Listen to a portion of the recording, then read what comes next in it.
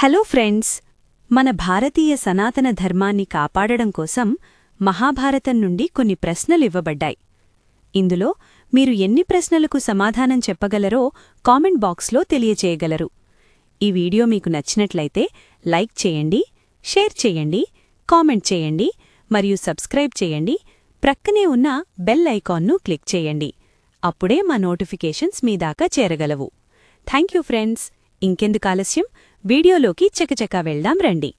కృష్ణాయ వాసుదేవాయ హరయే పరమాత్మనే ప్రణతక్లేశనాశాయ గోవిందాయ నమో నమః. సర్వం శ్రీకృష్ణార్పణమస్తు. 1. గోకులంలో కృష్ణుడిని చంపడానికి వచ్చిన తృణావర్తుడు ఏ రూపంలో వచ్చాడు? ఆప్షన్ ఏ రాక్షసపక్షి, ఆప్షన్ బి పెద్ద పాము, ఆప్షన్ సి ఎద్దు, ఆప్షన్ డి సుడిగాలి.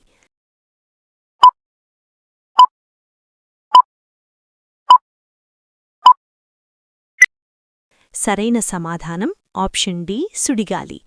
తృణావర్తుడు ఒక పెద్ద సుడిగాలి రూపంలో విరుచుకుపడ్డాడు. దుమ్ము తుఫానులో తృణావర్తుడు నేలమీద కూర్చున్న బాలకృష్ణుణ్ణి అమాంతం పైకెత్తికెళ్ళిపోయాడు. సుడిగాలి వేగంతో ఆకాశమార్గాన మేఘాల మధ్యలోకి కృష్ణుణ్ణి తీసుకువెళ్లాడు. కింద యశోదమ్మ కృష్ణా కృష్ణా అని ఏడుస్తూ స్పృహ కోల్పోయింది. ఆకాశంలోకి వెళ్లాక కృష్ణుడు తన లీల మొదలుపెట్టాడు. రాక్షసుడి భుజాలమీద కూర్చున్న కృష్ణుడు మళ్లీ తన బరువును పెంచడం ప్రారంభించాడు. మొదటొక రాయిలా, తరువాతొక పెద్ద పర్వతంలా కృష్ణుడు మారిపోయాడు. ఆ బరువుకి తృణావర్తుడి వేగం తగ్గిపోయింది. ఈ పిల్లవాడు పసిబిడ్డ కాదు, ఏదో కొండలా ఉన్నాడు అని రాక్షసుడు భయపడ్డాడు. ఆ బరువును మోయలేక తృణావర్తుడు కృష్ణుణ్ణి వదిలేయడానికి ప్రయత్నించాడు. కాని కృష్ణుడు తన చిన్ని చేతులతో రాక్షసుడి గొంతును గట్టిగా పట్టుకున్నాడు. ఆ పట్టుకి రాక్షసుడికి ఊపిరాడలేదు. కళ్ళు బయటకు వచ్చేశాయి.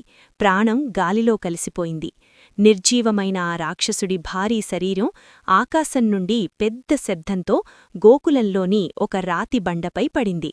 ఆశ్చర్యకరంగా ఆ రాక్షసుడి రొమ్ముపై చిన్ని కృష్ణుడు ఏమీ ఎరగనట్టు నవ్వుతూ ఆడుకుంటూ కనిపించాడు. 2. యమునా నడిలో కాళీయుని గర్వమణిచిన తర్వాత కృష్ణుడు అతన్ని ఎక్కడికి వెళ్లమని ఆజ్ఞాపించాడు? Option A Vaikuntham, option B Patalam, option C సముద్రం, ఆప్షన్ డి హిమాలయాలు.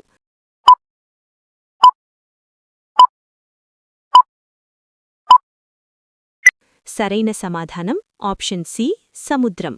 కాళీయుడు కోపంతో బుసలు కొడుతూ కృష్ణుణ్ణి చుట్టేయడానికి ప్రయత్నించాడు. కాని కృష్ణుడు ఆ సర్పం పడగలపైకెక్కి అద్భుతమైన నాట్యం చేయడం మొదలుపెట్టాడు. కృష్ణుడి పాదఘట్టనలకు కాళీయుడి 1000 పడగలు నుజ్జునుజ్జయ్యాయి. రక్తం కక్కుతూ శక్తి కోల్పోయి కాళీయుడు ప్రాణభయంతో వణికిపోయాడు. అప్పుడు కాళీయుడి భార్యలైన నాగకాంతలు వచ్చి కృష్ణుణ్ణి వేడుకున్నారు. స్వామీ, మా భర్తను క్షమించి ప్రాణభిక్ష పెట్టండి అని ప్రార్థించారు. కృష్ణుడు వారి ప్రార్థనను మన్నించి నాట్యమాపాడు. కాళీయుడు చేతులు జోడించి కృష్ణుడికి నమస్కరించాడు. అప్పుడు కృష్ణుడు కాళీయుడితో, ఓ కాళీయా, నువ్వు తక్షణం ఈ యమునా నదిని విడిచిపెట్టి నీ బంధుమిత్రులతో కలిసి సముద్రంలోకి రమణక ద్వీపంలోకి వెళ్ళిపో. ఇక్కడ నువ్వుంటే గోవులకు గోపాలకులకు ముప్పు వాటిల్లుతుంది. దానికి కాళీయుడు భయంగా, స్వామీ, నేనిక్కడ దాక్కున్నదే గరుత్మంతుడి భయంతో కదా, సముద్రంలోకి వెళితే ఆ పక్షిరాజు నన్ను చంపేస్తాడు కదా అని అన్నాడు. దానికి కృష్ణుడు చిరునవ్వుతో అభయమిస్తూ, భయపడకు, నా పాదముద్రలిప్పుడు నీ శిరస్సుపై పడ్డాయి. ఆ ముద్రలను చూసి గరుత్మంతుడు నిన్నేమీ చెయ్యడు, పైగా నిన్ను గౌరవిస్తాడు. నిరభ్యంతరంగా వెళ్ళు అని ఆజ్ఞాపించాడు. ఆ విధంగా కృష్ణుడి ఆజ్ఞను శిరసావహించి కాళీయుడు యమునానదిని విడిచి సముద్రానికి వెళ్ళిపోయాడు. యమునానది మళ్లీ పవిత్రంగా మారింది. 3. కృష్ణుడు గోకులంలో పూతన, శకటాసురుడు వంటి రాక్షసుల సంహార సమయంలో బాలపాండవులు ఎక్కడ నివసిస్తున్నారు? ఆప్షన్ ఏ శతశృంగ పర్వత అటవీ ప్రాంతంలో, ఆప్షన్ బి ద్వారకలో, ఆప్షన్ సి హస్తినాపుర రాజభవనంలో, ఆప్షన్ డి ఇంద్రప్రస్థంలో.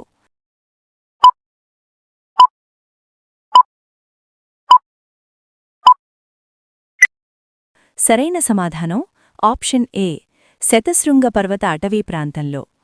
ఒకవైపు యమునా నదీ తీరంలోని గోకులంలో చిన్ని కృష్ణుడు తన బాల్యలీలలతో అందరినీ అలరిస్తున్నాడు. పూతన వంటి రాక్షసులను సంహరిస్తూ వెన్నదొంగిలిస్తూ ఉంటే అదే సమయంలో మరోవైపు హస్తినాపురానికి దూరంగా దట్టమైన అటవీ ప్రాంతమైన శతశృంగ పర్వతం వద్ద ఒక ఆశ్రమంలో బాలపాండవులు పెరుగుతున్నారు. వారి తండ్రి పాండురాజు శాపం కారణంగా రాజ్యాన్ని విడిచిపెట్టి భార్యలైన కుంతి, మాద్రిలతో కలిసి వానప్రస్థ ఆశ్రమంలో ఋషుల మధ్య నివసిస్తున్నాడు. బాలకృష్ణుడు గోకులంలో గోవులము కాస్తూ పిల్లనగరూవి ఊదుతూ ఆనందంగా గడుపుతుంటే బాలపాండవులు, ధర్మరాజు, భీముడు, అర్జునుడు, నకులుడు, సహదేవుడు అడవిలో ఋషుల వద్ద వేదవిద్యలను అభ్యసిస్తూ కఠినమైన నియమాలను పాటిస్తూ పెరుగుతున్నారు. కృష్ణుడు రాక్షసులతో పోరాడుతూ తన దైవత్వాన్ని చాటుకుంటున్న ఆ వయసులోనే భీముడు అడవిలో ఉన్న చెట్లను పెకలిస్తూ తన అద్భుతమైన బలాన్ని ప్రదర్శిస్తున్నాడు. అర్జునుడు విలువిద్యలో మెలకువలు నేర్చుకుంటూ ఏకాగ్రతను అలవర్చుకుంటున్నాడు. అలా ఇద్దరూ, కృష్ణుడు మరియు పాండవులు మేనత్త కుమారులే అయినా బాల్యంలో ఒకరినొకరు కలుసుకోలేదు. కృష్ణుడు గోకులంలో అల్లరిపిల్లాడిగా, పాండవులు అడవిలో మునికుమారులుగా పెరుగుతున్నారు. 4. వయస్సురీత్యా చూస్తే కృష్ణుడికంటే ధర్మరాజు పెద్దవాడా, చిన్నవాడా? ఆప్షన్ ఏ కృష్ణుడికంటే ధర్మరాజు చిన్నవాడు. ఆప్షన్ బి ధర్మరాజు చాలా చిన్నవాడు. ఆప్షన్ సి కృష్ణుడికంటే ధర్మరాజు కొంచెం పెద్దవాడు. ఆప్షన్ డి ఇద్దరూ ఒకే రోజు పుట్టారు.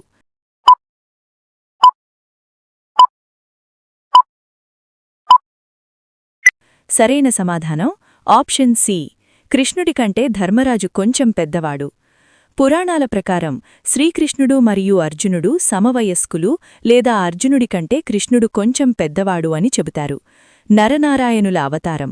అయితే ఖచ్చితంగా ధర్మరాజు మరియు భీముడు ఇద్దరూ కృష్ణుడికంటే పెద్దవారే. అందుకే శ్రీకృష్ణుడు ధర్మరాజును ఎప్పుడూ ధర్మనందన లేదా బావా అని పిలుస్తూ గౌరవిస్తాడు. ధర్మరాజు కూడా కృష్ణుణ్ణి కృష్ణ అని ఆప్యాయంగా పిలుస్తాడు. రాజసూయ యాగ సమయంలో కూడా ధర్మరాజు అందరికంటే పెద్దవాడు కాబట్టి సింహాసనంపై కూర్చుంటాడు. కృష్ణుడు అతనికి అగ్రతాంబూలం ఇప్పించి గౌరవిస్తాడు. కాబట్టి వయస్సులో ధర్మరాజు కృష్ణుడికంటే పెద్దవాడు. 5. పురాణాల ప్రకారం భీముడు మరియు దుర్యోధనుడు పుట్టినరోజే మరొక ముఖ్యమైన సంఘటన జరిగిందని చెబుతారు. అది కృష్ణుడికి సంబంధించినది. ఏమిటది? ఆప్షన్ ఏ ద్వారక నిర్మాణం. ఆప్షన్ బి కంసవధ. ఆప్షన్ సి కృష్ణుడి జననం. ఆప్షన్ డి కృష్ణుడి వివాహం.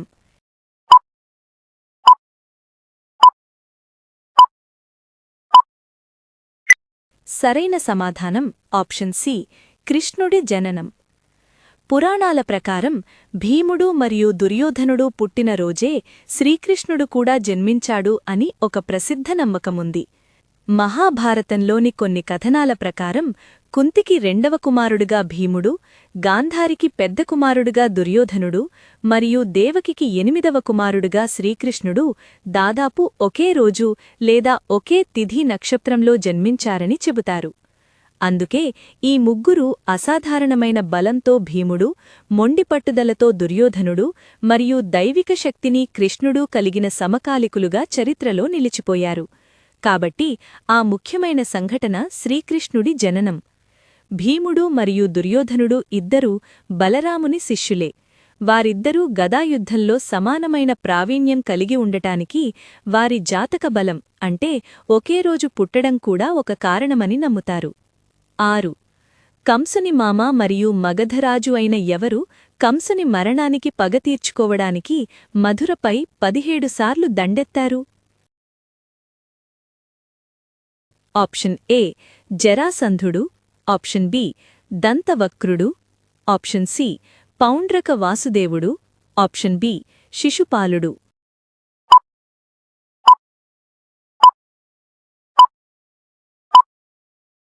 సరైన సమాధానం ఆప్షన్ ఏ జరాసంధుడు.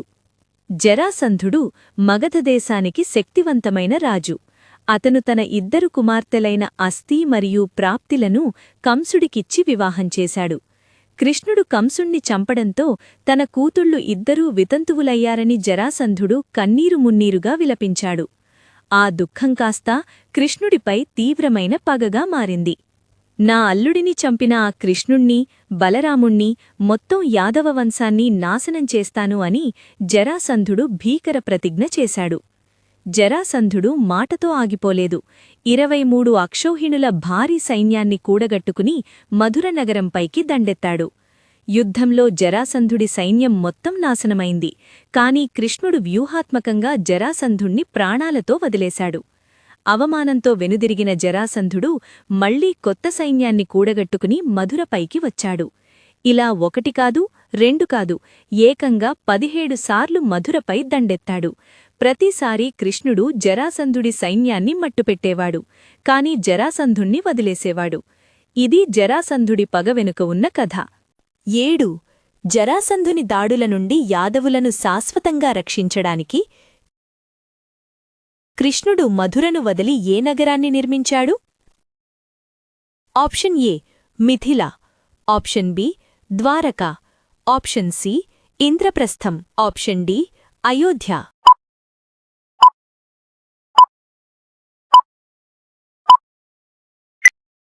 సరైన సమాధానం ఆప్షన్ బి ద్వారక. ఒకసారి కాదు, 2 సార్లు కాదు, ఏకంగా 17 సార్లు తన అక్షౌహిణుల కొద్దీ సైన్యంతో మధురపై దండెత్తాడు. ప్రతిసారీ కృష్ణుడు, బలరాముడు ఆ దాడులను తిప్పికొట్టినా యాదవ సైన్యం అపారమైన నష్టాన్ని చవిచూసేది. మధుర ప్రజలు నిత్యం భయంగుప్పిట్లో బతకాల్సి వచ్చేది. అప్పుడు శ్రీకృష్ణుడు ఒక కీలక నిర్ణయం తీసుకున్నాడు. నా వల్ల నా ప్రజలు నిత్యం యుద్ధంలో చనిపోవడం నాకిష్టం లేదు. జరాసంధుడికి అందనంత దూరంలో శత్రువులకు అభేద్యమైన ఒక కోటలో నా వాళ్లను ఉంచాలి అని భావించాడు. వెంటనే విశ్వకర్మను పిలిపించి సముద్రం మధ్యలో ఒక అద్భుతమైన నగరాన్ని నిర్మించు అని ఆజ్ఞాపించాడు. సముద్రుణ్ణి ప్రార్థించి నీటి మధ్యలో 12 యోజనాల స్థలాన్ని అడిగాడు. అలా రాత్రికి రాత్రే బంగారు గోడలతో, మణిమయ తోరణాలతో స్వర్గాన్ని తలపించే ద్వారక నగరం సముద్రగర్భంలో వెలిసింది. 8. పాండవులు హస్తినాపురానికి వచ్చిన కొత్తలో వారికి మరియు కౌరవులకు మొదట విద్య నేర్పిన కులగురువు ఎవరు?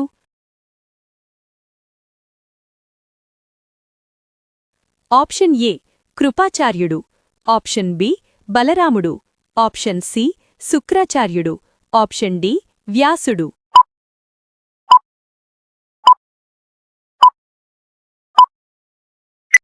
సరైన సమాధానం ఆప్షన్ ఏ కృపాచార్యుడు. పాండురాజు మరణానంతరం కుంతీదేవి పంచపాండవులను తీసుకొని హస్తినాపురానికి తిరిగి వచ్చింది. అప్పటివరకు అడవిలో ఋషుల మధ్య పెరిగిన పాండవులు ఇప్పుడు రాజభవనంలో కౌరవులతో కలిసి ఉండడం మొదలుపెట్టారు. రాజభవనం మొత్తం 105 మంది రాకుమారులు, అంటే 100 కౌరవులు ప్లస్ 5 పాండవులు అల్లరితో నిండిపోయింది. వీరందరినీ ఒక క్రమశిక్షణలో పెట్టి క్షత్రియ విద్యలను నేర్పించడానికి భీష్మ పితామహుడు కురువంశ కులగురువు అయిన కృపాచార్యుడిని నియమించాడు. ఆయన రాకుమారులకు విద్యాభ్యాసానికి శ్రీకారం చుట్టాడు. కృపాచార్యుడి పర్యవేక్షణలోనే పాండవులు, కౌరవులు అక్షరాభ్యాసం చేశారు. వేదాలు, శాస్త్రాలు, ధర్మసూక్ష్మాలను ఆయనే వారికి బోధించాడు. అంతేకాదు, యుద్ధ విద్యలకు సంబంధించిన ప్రాథమిక పాఠాలు కూడా కృపాచార్యుడే నేర్పించాడు. కురువంశ పిల్లలకు పునాది వేసిన తొలి గురువు మాత్రం కృపాచార్యుడే. 9. విద్యాభ్యాసం పూర్తయ్యాక జరిగిన బలప్రదర్శనలో అర్జునుడిని సవాలు చేస్తూ రంగప్రవేశం చేసిన వీరుడు ఎవరు? Option A Ashwatthama, option B దుశ్శాసనుడు, option C Satyaki, option D కర్ణుడు.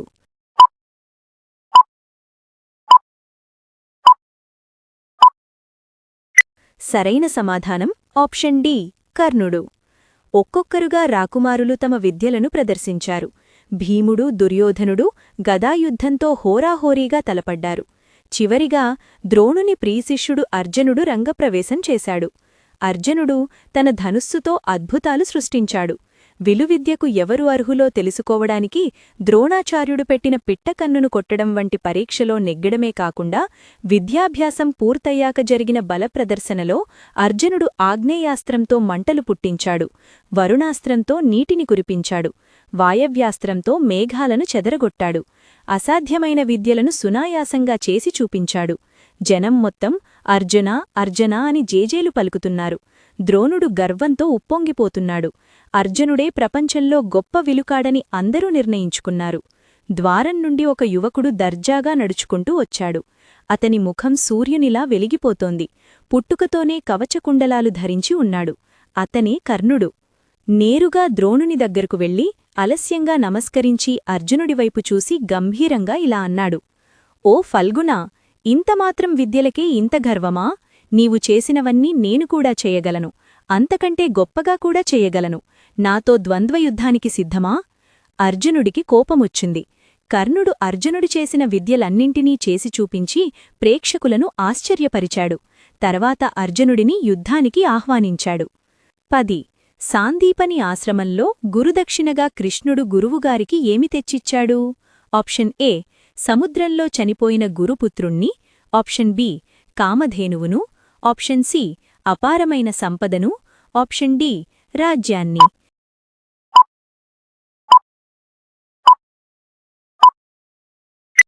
సరైన సమాధానం ఆప్షన్ ఏ సముద్రంలో చనిపోయిన గురుపుత్రుణ్ణి.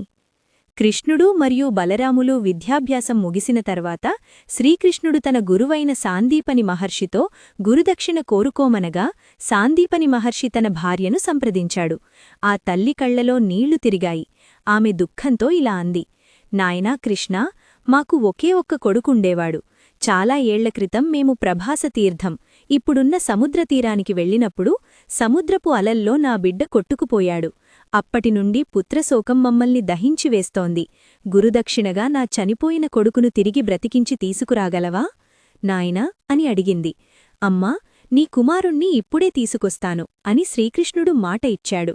వెంటనే శ్రీకృష్ణుడు బలరాముడు ప్రభాసతీర్థానికి చేరుకున్నారు. శ్రీకృష్ణుడు సముద్రంలోకి దూకాడు. ఆ పంచజనుణ్ణి సంహరించాడు. వాడి పొట్టను చీల్చి చూస్తే బాలుడు లేడు. కాని ఒక అద్భుతమైన శంఖం దొరికింది. అదే పాంచజన్యం. ఆ శంఖాన్ని తీసుకొని కృష్ణుడు నేరుగా యమలోకానికి వెళ్లాడు.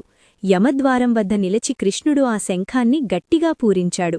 ఆ శబ్దానికి యమధర్మరాజు స్వయంగా వచ్చి కృష్ణుడికి నమస్కరించాడు. కృష్ణుడు యమునితో, నా గురువుగారి కుమారుడు అకాల మరణం చెందాడు. కర్మసిద్ధాంతం ప్రకారం ఇది విరుద్ధమే అయినా గురుదక్షిణ కోసం ఆ బాలుడి ఆత్మను నాకు అప్పగించు అని ఆజ్ఞాపించాడు. యముడు ఆ బాలుణ్ణి కృష్ణుడికి అప్పగించాడు. బలరామకృష్ణులు ఆ బాలుణ్ణి తీసుకుని ఆశ్రమానికి తిరిగి వచ్చారు. చనిపోయాడనుకున్న కొడుకు సజీవంగా కళ్లముందు కనిపించేసరికి గురుపత్ని ఆనందానికి అవధులు లేవు. సాందీపని మహర్షి ఆనందబాష్పాలతో, నాయనా కృష్ణా, ఏ గురువుకీ దొరకని శిష్యులు మాకు దొరికారు. లోకంలో గురుదక్షిణగా ధనమిస్తారు. కాని మీరు మా ప్రాణం అంటే పుత్రుణ్ణి తిరిగి ఇచ్చారు. మీరు చిరంజీవులుగా కీర్తిమంతులుగా వర్ధిల్లుదురుగాక అని ఆశీర్వదించారు.